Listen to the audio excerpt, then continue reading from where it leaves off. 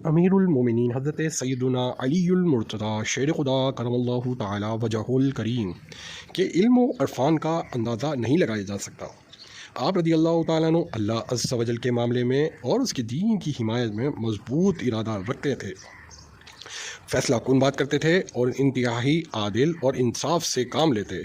ان کی ذات منبع علم و حکمت تھی، جب کلام کرتے تو دہن مبارک سے حکمت اور دانائی کے پھول جھڑتے، دنیا اور اس کی رنگینیوں سے وحشت کھاتے، رات کے اندھیروں میں عبادت الہی عز و جل سے انہیں سرور حاصل ہوتا۔ اللہ عز و جل کی قسم، آپ رضی اللہ تعالیٰ عنہ بہت زیادہ رونے والے، دور اندیش اور غم زدہ تھے، اپنے نفس کا محاسبہ کرتے، کھدر اور موٹا لباس پسند فرماتے اور موٹی روٹی تناول فرماتے۔ اللہ عز و جل کی قسم، ان کا روب اور دبدبہ ایسا تھا کہ ہم میں سے ہر ایک ان سے کلام کرتے ہوئے ڈرتا تھا، حالانکہ جب ہم ان کے پاس جاتے تو وہ خود ملنے میں پہل کرتے، جب ہم سوال کرتے تو جواب دیتے اور ہماری دعوت قبول کرتے۔ اللہ عز و جل کی قسم، ان کا روب اور دبدبہ ایسا تھا کہ ہم ان کے انتہائی قریب ہونے کے باوجود ان کے سامنے کلام کی جرت نہ رکھتے تھے۔ آپ رضی اللہ تعالیٰ عنہ مسکراتے تو دندان مبارک ایسے معلوم ہوتے جیسے موتیوں کی لڑی۔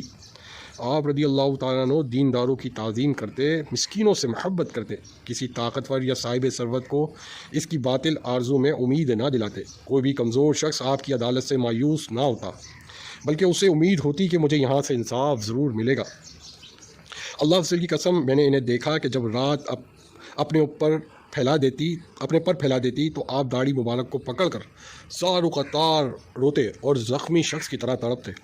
میں نے آپ رضی اللہ تعالیٰ عنہ کو یہ فرماتے ہوئے سنا، اے دنیا، کیا تو نے مجھ سے منہ موڑ لیا ہے، یا ابھی بھی تو مجھ پر مشتاق ہے؟ اے دھوکے باز دنیا، جا تو کسی اور کو دھوکہ دے۔ میں تجھے 3 طلاق دے چکا ہوں، اب رجوع ہرگز نہیں۔ تیری عمر بہت کم ہے، تیری آسائشیں اور نعمتیں انتہائی حقیر ہیں، لیکن تیرے نقصانات بہت زیادہ ہیں۔ ہائے، سفر آخرت بہت طویل ہے، زاد راہ بہت قلیل ہے، اور راستہ انتہائی خطرناک اور پرپیچ ہے۔ یہ سن کر حضرت سیدنا امیر معاویہ بن سفیان رضی اللہ تعالیٰ عنہ کی آنکھوں سے سیل آنکھ رواں ہو گئے۔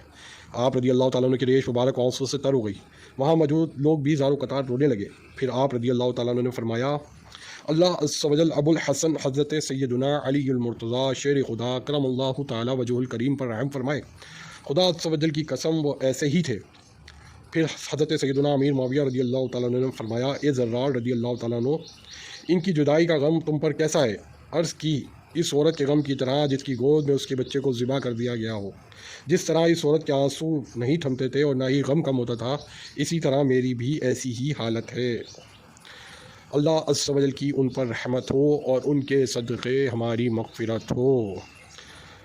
شیر خدا کرم اللہ وجہ الکریم، حضرت علی المرتضیٰ۔